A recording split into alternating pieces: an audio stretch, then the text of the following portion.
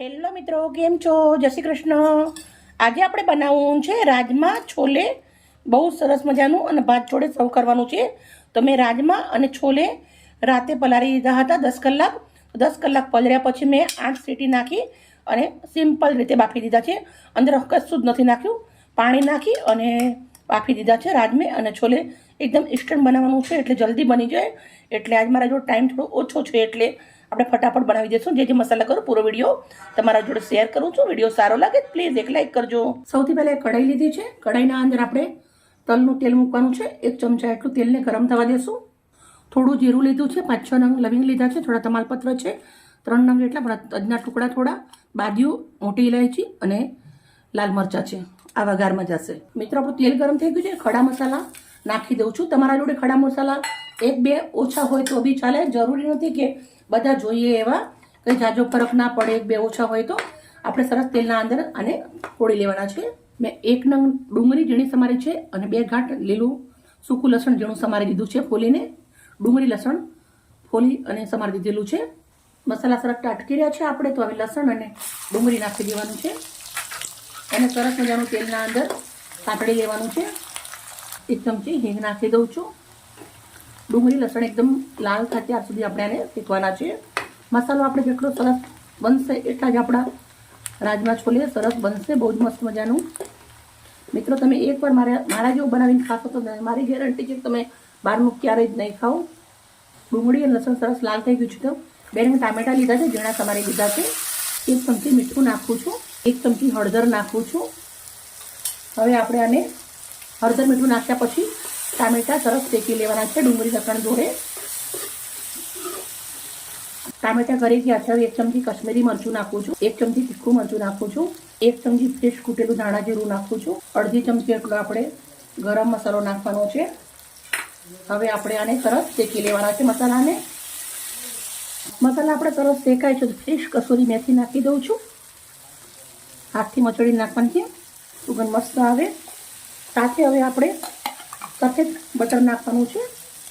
તો મોટી ચમચી એટલું સફેદ બટર નાખી દઈશું. હવે સરસ આપણે મસાલો શેકાઈ થયો છે. તો આપણા જે રાજમા અને છોલે પલાળેલા છે નાખી દેવાના છે. પાણી સુધી જ નાખી દેવાના છે. સરસ આપણે આને હવે રસો એક રસ થાય ત્યાર સુધી એને પાણી બળે ત્યાં સુધી રાખવાનું છે. બહુ બધું પાણી નથી બારવાનું, પણ થોડું પાણી બળે ત્યાં સુધી આપણે રાખીશું. ઢક્કણ ઢાંકી અને થાળી લીધી છે, ઢાંકી દઉં છું અને થોડી વાર આને 5 થી 7 મિનિટ સુધી ધીમા તાપે પકવા દેશું. હવે આપણે ચેક કરશું. મિત્રો આપણો રસો જે છે એ ઘટ થઈ ગયો છે. તમે જોઈ શકો છો આવી રીતના ઘટ થઈ ગયો છે. આવી રીતના થોડા છોલે આપણે અંદર દબાવી દેવાના છે. હવે આપણે અંદર ફ્રેશ 2 લીટર દૂધની મલાઈ નાખું છું, 1 વાટકી.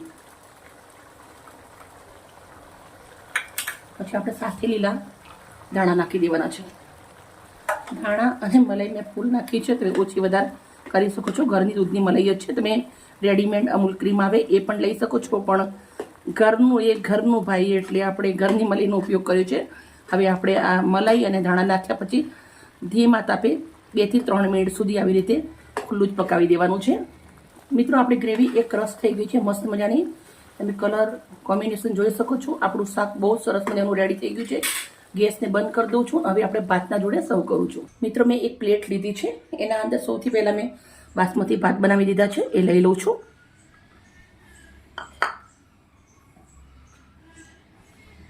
મિત્રો ભાત મેં લઈ લીધા છે. તો હવે આપણે જે રાજમા અને છોલે આવી રીતે અંદર નીકાળી દઉં છું.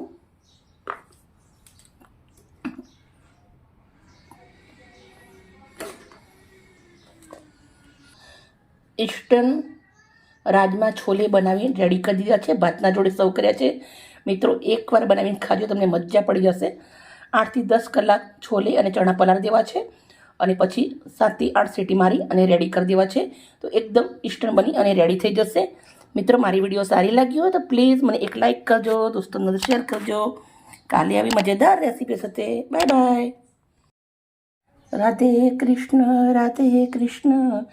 રાધે કૃષ્ણ રાધે રાધે કૃષ્ણ રાધે કૃષ્ણ રાધે કૃષ્ણ રાધે